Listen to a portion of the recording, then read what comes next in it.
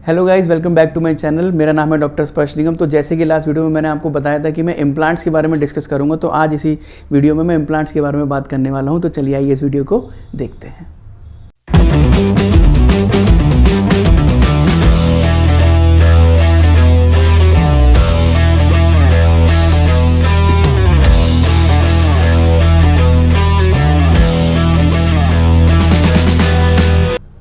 Hello guys, welcome back.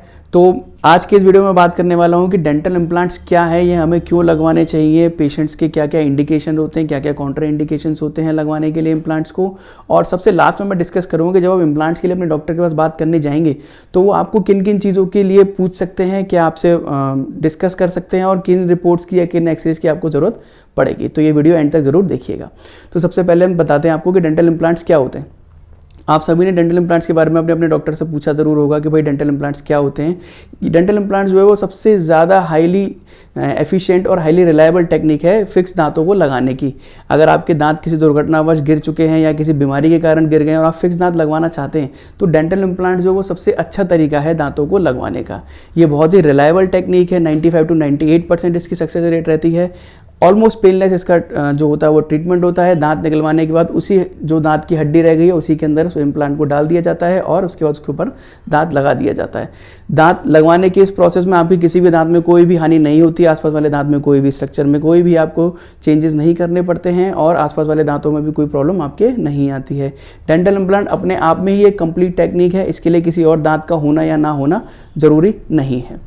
तो और दूसरी बात ये कि डेंटल इम्प्लांट्स, अब ये जानना चाहते हैं कि डेंटल इम्प्लांट्स होते क्या हैं, किस चीज़ के बने होते हैं। तो डेंटल इम्प्लांट्स जो होते हैं वो मोस्टली टाइटेनियम के बने होते हैं। टाइटेनियम एक नोबल मेटल होता है जो कि हमारी बॉडी के अंदर बायोकम्पैटिबल होता है, यानी कि अगर उसको हमारे शरीर में छोड़ दिया जाए तो इससे कोई हानि या नुकसान आपकी बॉडी को नहीं होगा। तो डेंटल इम्प्लांट लगवाने से पहले आपको किन किन बातों का ध्यान रखना चाहिए या इंडिकेशंस क्या है डेंटल इम्प्लांट्स के, चलिए आइए इस बारे में बात करते हैं। तो डेंटल इम्प्लांट्स लगवाने के इंडिकेशन क्या क्या है भाई, आपके क्यों दांत लगवाने चाहिए आपको डेंटल इम्प्लांट। सबसे पहला, अगर आपके किसी एक्सीडेंट की वजह से अगर आपके दांत टूट गए हैं, अगर आपके सामने के दांत या पीछे कोई दांत एक्सीडेंट हो गया उसकी वजह से आपके दांत टूट गए और आप फिक्स दांत लगवाना चाहते हैं तो आप डेंटल इम्प्लांट लगवा सकते हैं। सेकंड ऑप्शन हो गया, अगर आपके मसूड़ों में कोई इन्फेक्शन हो गया, पायरिया लग गया, आपके दांत हिल गए और गिर गए, उसकी वजह से अगर आप दांत लगवाना चाहते हैं तो भी आप डेंटल इम्प्लांट लगवा सकते हैं। थर्ड होता है, अगर आपकी एज बहुत ज़्यादा है, भाई जो एल्डरली पेशेंट्स हैं उनके एज की वजह से भी दांत कई बार गिर जाते हैं। अगर वो दांत आपके गिर गए हैं और आप दांत दोबारा लगवाना चाहते हैं, फिक्स दांत लगवाना चाहते हैं, निकाल के लगाने वाले नहीं या डेंचर नहीं लगवाना चाहते हैं, फिक्स दांत चाहते हैं आप, तो फिर उसके लिए भी आप इम्प्लांट के लिए ऑप्ट आउट कर सकते हैं, आपका ऑप्शन रहेगा। तीसरा होगा, जैसे मान लीजिए आपने कोई दांत में रूट कैनाल करवाया। अब रूट कैनाल कराने के बाद क्या होता है, कई बार जैसे मान लीजिए दांत में अंदर जो इन्फेक्शन है वो रह गया है, पेशेंट को बार बार पेन हो रहा है या स्वेलिंग हो रही है या कोई इन्फेक्शन हो रहा है, तो उसके लिए भी उस दांत को निकाल करके उस जगह पर डेंटल इम्प्लांट्स लगाए जा सकते हैं। तो ये तो हो गए आपके सारे रीज़न इंडिकेशंस हो गए। अब कॉन्ट्रा इंडिकेशन यानी कि किस किस वजह से आप डेंटल इम्प्लांट नहीं लगवा सकते हैं, है ना। तो सबसे पहला टॉप मोस्ट रीज़न है डायबिटीज़। डायबिटीज़ के पेशेंट्स के लिए भी मैंने एक अलग से वीडियो बनाया था, वो आप ज़रूर देखिएगा। तो डायबिटीज़ में ऐसा क्या होता है कि हम इम्प्लांट नहीं लगवा सकते। देखिए, किसी भी सर्जरी को सक्सेसफुल करने के लिए हमें पेशेंट का डायबिटीज़, ब्लड प्रेशर और भी बहुत सारी चीज़ें मॉनिटर करनी पड़ती हैं। जो टॉप मोस्ट चीज़ है वो डायबिटीज़, क्योंकि अगर हम कोई भी सर्जरी करते हैं या कोई भी ऐसा ट्रीटमेंट करते हैं जिसमें पेशेंट के ब्लड आएगा या उसमें हीलिंग की आवश्यकता हमें, तो डायबिटीज़ जो होती है अगर बहुत ज़्यादा बढ़ी हुई है, किसी पेशेंट की शुगर बहुत ज़्यादा बढ़ी हुई है, तो उसकी वजह से इम्प्लांट्स जो हैं वो हील अप नहीं हो पाते। हील नहीं हो पाएंगे तो वो इम्प्लांट फेल हो जाएगा।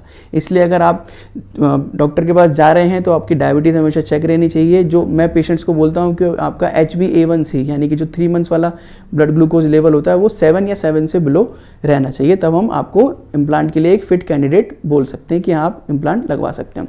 सेकंड कॉन्ट्रा इंडिकेशन क्या है, अगर आप बहुत ज़्यादा स्मोकिंग करते हैं तो। अब स्मोकिंग क्यों ऐसा बोला जा रहा है भाई, अगर स्मोकिंग पेशेंट्स है तो उसके जो ब्लड वेसल्स होते हैं मुंह के वो जल्दी जल्दी ख़राब होने लगते हैं। ब्लड वेसल्स नहीं होंगे तो पेशेंट के घाव की हीलिंग नहीं होगी, या उसके आसपास जो हम चाहते हैं कि मसूड़ा या हड्डी ग्रो कर जाए वो नहीं हो पाएगी, तो उसकी वजह से भी इम्प्लांट आपके फेल हो जाता है। अगर आप बहुत चेन स्मोकर हैं तो प्लीज़ अपने डॉक्टर से बात जरूर कीजिए इम्प्लांट ट्रीटमेंट करवाने से पहले। तीसरा, यदि आपकी हड्डी में कोई इन्फेक्शन है या हड्डी में कोई पहले से डिजीज़ है, जिन पेशेंट्स की बोन मिनरल डेंसिटी कम होती है या कोई और ऑस्टियोनेक्रेसिस या ऑडियो रेडियो नेक्रेसिस इस टाइप की कोई भी आपकी प्रॉब्लम है, ऑस्टियो रेडियो नेक्रेसिस टाइप का, तो उसके लिए आप अपने डॉक्टर से बात जरूर कीजिए। वो डॉक्टर आपके चेकअप करेंगे, वो बताएंगे कि आपकी बोन एकदम फिट है इस इम्प्लांट को लगवाने के लिए, जबड़े की हड्डी बिल्कुल ठीक है या नहीं, तभी आप आगे इम्प्लांट लगवा सकते हैं या नहीं लगवा सकते हैं। तीसरा, अगर मसूड़ों में बहुत ज़्यादा इन्फेक्शन है, अगर सॉफ्ट टिश्यू आपके जो है, अगर आपको कोई एक दांत लगवाना है, उसके आसपास किसी मसूड़ों में इन्फेक्शन बहुत ज़्यादा है, आप एक इम्प्लांट लगवाने जा रहे हैं और मसूड़ों में इन्फेक्शन बहुत ज़्यादा है, तो पहले ट्रीटमेंट मसूड़ों के इन्फेक्शन का किया जाएगा, उसके बाद आपका इम्प्लांट लगाया जाएगा। तो ये तो आपके हो गए इंडिकेशन एंड कॉन्ट्रा इंडिकेशन। अब सबसे इंपॉर्टेंट बात जो मैं आपको बताने वाला हूँ कि आप जब डॉक्टर के पास आप जाएंगे तो डॉक्टर आपसे क्या क्या चीज़ें पूछेगा या आपसे क्या क्या चीज़ें वो बता सकता है या आपको क्या करने के लिए कह सकता है। तो देखिए, जब आप कंसल्टेशन के लिए जाएंगे सबसे पहले तो डेंटिस्ट जो होगा वो ये चेक करेगा कि आपको इम्प्लांट की ज़रूरत है या नहीं है, आपकी एज क्या फैक्टर क्या है, आपके कौन कौन से दांत मिसिंग हैं, किन किन दांतों में इम्प्लांट लगाया जा सकता है। सबसे पहला ये डिस्कस करने के बाद वो आपसे चार्जेस वगैरह डिस्कस करेंगे। इम्प्लांट के चार्जेस जो हैं वो मिनिमम 10,000 से लेकर के मैक्सिमम 50,000 पर इम्प्लांट तक जा सकते हैं। तो सेकंड जो रीज़न हो गया जो आपसे डिस्कस किया जाएगा वो इकोनॉमिक्स की जाएगी कि भाई इसमें आपका इतना कॉस्ट लगेगा, इसमें आपका इम्प्लांट ऐसे ऐसे आएगा। थर्ड जो आपका पॉइंट है वो एक्सरे या सीटी स्कैन। अब पेशेंट्स जो है डॉक्टर डिपेंड करता है कि कुछ डॉक्टर्स जो होते हैं वो एक्सरे में ही डायरेक्टली कर सकते हैं, कुछ जो होता है प्लानिंग वो इम्प्लांट की हमें सीटी से करनी पड़ती है।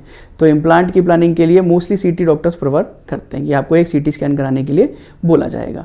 थर्ड ऑप्शन जो आपका रहेगा वो ये है कि जो आपके दांत लगवाने हैं उनका नाप ले सकते हैं डॉक्टर। जैसे मान लीजिए आपके कहीं कहीं से दांत मिसिंग है और डॉक्टर चाहते हैं कि उनको देखा जाए, कि उनको बाहर ला करके एक मॉडल बना लिया जाए और मॉडल में चेक कर लिया जाए कि भाई आपके दांत कहाँ कहाँ पर मिसिंग है, उनमें कैसे कैसे इम्प्लांट लगाए जा सकते हैं। तो वो आपके दांतों का नाप लेंगे, इंप्रेशन लेकर के एक मॉडल कास्ट पे उसकी एनालिसिस करेंगे कैसे किया जा सकता है।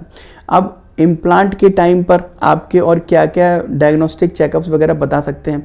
सबसे पहले डॉक्टर आपको एक ब्लड रिपोर्ट के लिए बोलेगा। भाई कोई भी सर्जरी अगर होती है तो ब्लड रिपोर्ट के लिए ज़रूर बोला जाता है कि पेशेंट को कोई ब्लड में इन्फेक्शन तो नहीं है, या उसको आने वाले टाइम में कोई ब्लड में इन्फेक्शन तो नहीं हो जाएगा, या उसका हीमोग्लोबिन काउंट कैसा है, या अगेन शुगर उसकी कंट्रोल में है या नहीं है। प्लानिंग करने के टाइम पे डॉक्टर आपको यही बता सकता है कि भाई आपके इम्प्लांट उन्होंने कैसा चूज़ किया है, इम्प्लांट का डिज़ाइन क्या रहेगा, कितने टाइम में आपका इम्प्लांट जो वो डिलीवर हो जाएगा और कितने टाइम में आपका दांत लग जाएगा। अब इम्प्लांट जो लगना है वो उसमें दो टाइप के मेजरली रहते हैं। सबसे पहला ये कि इमीडिएट लोडिंग और दूसरा डिले लोडिंग।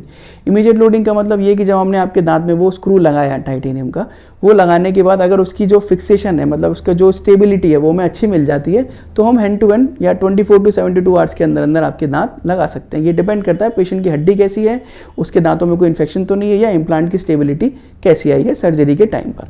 अब दूसरा होता है डिलेड लोडिंग। डिलेड लोडिंग में हम क्या करते हैं, दांत अगर हमें मान लीजिए इम्प्लांट हमने लगाया, हमें स्टेबिलिटी उसकी नहीं ठीक लग रही है, या हम चाहते हैं कि इम्प्लांट के ऊपर हड्डी अच्छे से ग्रो हो जाए, तो उसके लिए हम आपको 1 से सवा महीने या कई बार 3-4 महीने का टाइम देते हैं, जिसमें इम्प्लांट के आसपास हड्डी ग्रो हो जाती है। फिर उसमें सेकंड सर्जिकल फेस होता है, इम्प्लांट को दोबारा एक्सपोज करके उसके ऊपर उस दांत को लगा दिया जाता है। तो ये दो तरीके के मेजरली इम्प्लांट हम लोग यूज़ करते हैं, एक तो इमीडिएट लोडिंग और एक डिलेड लोडिंग। ये डिपेंड करता है पेशेंट का केस कैसा है। तो यदि आप अपने डॉक्टर से कंसल्ट करना चाहते हैं इस बारे में, तो पहले उनको बताइए कि आपके पास कितना समय है, आप दांत लगवाने चाहते हैं तो कितने समय में लगवा सकते हैं, एक्सरेज वगैरह क्या होंगे, ब्लड रिपोर्ट्स वगैरह क्या होंगे, और सीटी स्कैन की ज़रूरत पड़ेगी या नहीं। तो यदि आप इस बारे में और कुछ जानकारी लेना चाहते हैं तो मेरा जो नंबर है नीचे स्क्रीन पर अभी फ्लैश हो जाएगा, इसको आप देख लीजिएगा।